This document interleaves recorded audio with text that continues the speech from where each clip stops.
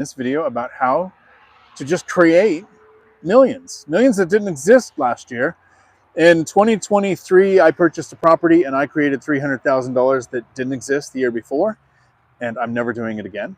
But Cody is here at your what 38 property? plex. 38 plex. Does this property have a name in your head, or do you just call it the 38 plex? No, it's the 38. 38 plex. Because yesterday we went to, I think, the Marina. Yeah, Marina Shore. Marina Shore, and the other one was Aquaview. So they had names, so I was expecting names. Mine have names, like I have a fourplex called the Rocinante, which is Don Quixote's workhorse. So that's my little workhorse. And let's go through the numbers on how you just created millions of dollars that didn't exist by buying, and I'm going to do this if I can do it without dropping my phone, this property here in Moses Lake, Washington, where you created millions of dollars that didn't exist. How did this happen? Well, this property was on the market. It was actually listed, and I think you can find great deals anywhere on the MLS. I bought most of my deals on the MLS, but this was listed for 13 years straight. And so it had just been there since I was 8 years old. I bought it when I was 21. It was listed for $2 million. So if anybody had bought it for $2 million in 2008, they probably wouldn't have got as good of a deal as me buying it for $2 million in 2021. But there was a big collection issue. It was making $5,000 a month in gross rents, and the operating expenses at the time were $7,000. So you could pay cash and you'd still lose money. So you can give somebody $2 million so that you can lose $2,000 a month. Right, and that sounds fair. That was the issue. So it was a negative 1% cap rate. So if I could pay cash, I'd lose 1% a year. Not ideal. What we did when I bought it with my partner Christian way back when, since bought him out, but we went to the housing authority. This was during COVID, and the housing authorities paid back due rent. We went in and said, hey, look, we've got all these tenants. We don't want to kick them out, but we're trying to make the building better. There's no collections. Will you help out? And the government actually came in and paid all the back due rent. So we got multiple 6 figures worth of rents, which allowed us to go in. And this building right here, you can see it's got all new siding. It was concrete blocks. So we actually put on insulation. If tenants needed anything, really, we would go in and get them new appliances. We would paint the building. We were doing a lot of the work ourselves in the beginning for the lighter stuff. And with commercial, the nice thing is if you get rents up, the value goes up. So we got all this new money from the government. We had good books. We took that to the bank, and the bank actually gave us $600,000 to make it even nicer. Okay. So the bank gives you $600,000. This is the big difference between the investing that I do, which is 4 units or less, and this is, you said, 38 units. This is 38 units. So with if I buy a duplex and the rent is $1,000, and I double the rent to $2,000, the value of the duplex barely changes, because the value of a duplex is based on the comparable duplexes in the area or single family houses in the area. But when you have something that is 5 units or more, where you're using cap rates as a metric, you have what is called your net operating income. So if you do an increase of $10 per door, $380 a month, you actually increase the value of the property quite a lot. So when you take this over and it's making $5,000 a month, what's the rent roll look like now, and how many years have you owned it? So I've owned this for 3 years, and when I bought it, it was $5,000 a month in income. Within the first couple months, we got it to 10. We eventually got it to 20. By the end of this year, we should be close to $30,000 a month in rent, and that puts the value right around $4 million. So you pay 2, it's worth 4, so $2 million that just didn't exist. Right. You're currently $20,000, going to be $30,000 in cash flow. What's the monthly expenses now? So our mortgage, since we did pull out $600,000, our amount, this is something Dion doesn't do a lot, where I actually pull money out, our mortgage went up. It used to be $10,000 a month, and now it's $14,700. Our operating expenses are right around $8,000, so our all-in cost is $23,000. When we get to $30,000 in income, which will still be low for the market, we'll be cash flowing about $7,000 a month. I have next to no money in this deal right now because I have pulled everything out. Right. And my goal is to keep optimizing it. Eventually, I got to repave this. This is gravel. I'll do asphalt, and the rents will go up a little bit more. But every $100 I can increase the rent from here on out increases my value by about $15,000. And Moses Lake is in Grant County. Grant County. What does an average 1-bedroom unit that you're renting out for go for now? Right now, my average 1-bedroom in town is about $1,000. Okay. And right here, our average rent is right around $800. And so if it's 800 in town, and if you go to fair market rents and you look up Grant County, Washington, you'll see that Section 8 will pay 910. So the housing authority is willing to pay more than where your rents are. So if you're looking at increasing rents in the next few years, I see that as possible. And that's the thought process. Every $100 I increase rent, someone else will pay 15 grand more for my property because of the return they can get. So if I can get an extra $100 on 38 units, I make a little over $500,000, and I'm still that far below market today. That doesn't account for any future appreciation with the battery factories opening up. So this is the biggest difference between investing in residential, where we look at cash flow and yield. I think when I put $100,000 into a property, if I want a 10% yield, it means I need to make $10,000 in profit that first year.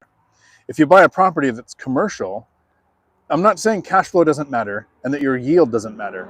It's that if you could do value add and you can increase your net operating income, you can create millions of dollars that just didn't exist, that I don't have the option to do with a duplex, triplex, or fourplex. I can do value add, like turn a den into a bedroom and add a couple, maybe $10,000 or $20,000 to the value. But I'm not going to add $100 in rent and increase $15,000 in value. Right. So I do have a question. My brother has 10 rentals. He's been retired for about a decade, and he invests different than both of us. Mm-hmm. And he one time had an opportunity to buy a duplex for $100,000 in an area where they go for around $4 million.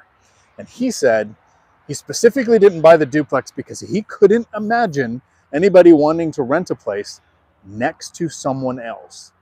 So this is a property that's on about what, 2 acres? We're on 4. 4 acres, okay, and you have 38 units here. Mm-hmm. This is a nice park area. I've looked around. I've seen what the area looks like around here that hasn't been taken care of like this. So you've done some massive improvements. What's it like to have tenants that live next to each other like this? I definitely get noise complaints. I have to shuffle tenants around sometimes. I've moved tenants. You met one of them. I moved them from one apartment building to another, just based on the parking situation or the tenant situation. The more people you add, the more complexities you have, because people don't always get along with other people for one reason or another. And I think you did a video, you might have taken it down, the things that could pop up that could anger other people. Yes. But that's not today's topic. So there's a little bit more of maneuvering. You got to keep people happy, otherwise they're going to move. However, I've had people that have lived here for 10 years. I've had people that have lived here for 5 years, 3 years. Some people, occasionally they move. I had someone that was coming here for college. They got done with college. They left. They went back home in a different state. So there's going to be occasional turnover. But if you keep the rents affordable and you take care of your tenants, they're likely not going to move.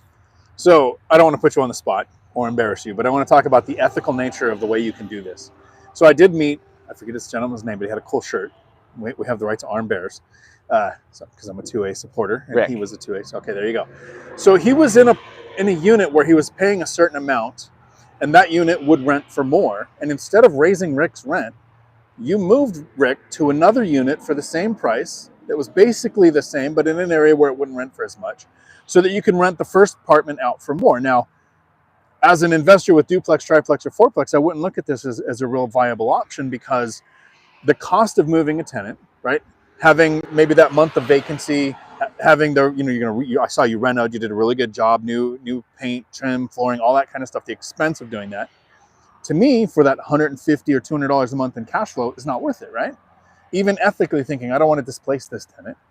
But when you did it, since the rent increases on the first property and you're using the net operating income model, you generate $15,000 to $20,000 in property value by moving a tenant, keeping them in a rental at the same price that they were at, and renting the new one out for market rents. Absolutely. And so I ended up moving a tenant from property A to property B, which fills a vacancy at property B, which takes a little bit longer to lease. He's happy because his rent doesn't go up. He's actually closer to work. He ends up working just down the street from us. So instead of being a couple miles away, he's a couple blocks away. So it's beneficial for him. His cost doesn't change. And it allows me to raise the rent on that specific unit once I renovate it a couple $100. And I make $15,000 per $100 rent bump. So while I'll spend $5,000 renovating that unit, I'm going to pick up $30,000 in equity. I will get additional cash flow, and I fill up a unit that had a vacancy down the street. It all works. It all works, and what's impressive is to see the property in its initial state, where you wouldn't want families living. Right. Right. And to then turn it around to make that improvement to the community, to become super wealthy from it, like as just an accidental byproduct of doing this work.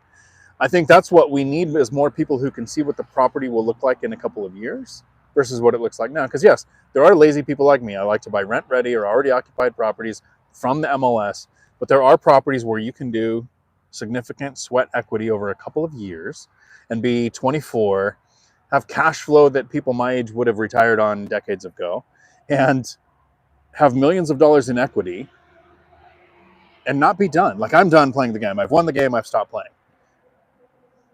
We're going to do more videos in the future because I want to see what happens with you next. It'll be a lot of fun. But for those who are getting started, starting with a duplex, triplex, fourplex is a very sustainable way to play the game. You can absolutely hit financial freedom over the course of 5 to 10 years. And I've been playing this game for 5 years, and it wasn't easy. It's not going to be easy if you do duplexes. It's not going to be easy if you do 12 plexes or 38 plexes. But where the scale comes in, having the bigger stuff, whether you start with a duplex and you 1031 it later, getting to the bigger product, I found is an easier way to build your equity up than with the small residential. However, with the small residential, the cash flow is very predictable. I had 3 side-by-side duplexes. I had to fix a light bulb once. That's been my experience too. Very, very little work, good cash flow, not as much equity play. So on this one property, you created a couple of million. My entire portfolio last year, if I take out the burr that I did that created the 300,000, I grew about $600,000 in cash flow and appreciation on the whole thing, where you had one property. So he appreciates 50 grand a month. Yeah, it's terrible. So I look forward to making videos with Cody in the future, and I think one of them is going to be titled "Why You Should Never, Ever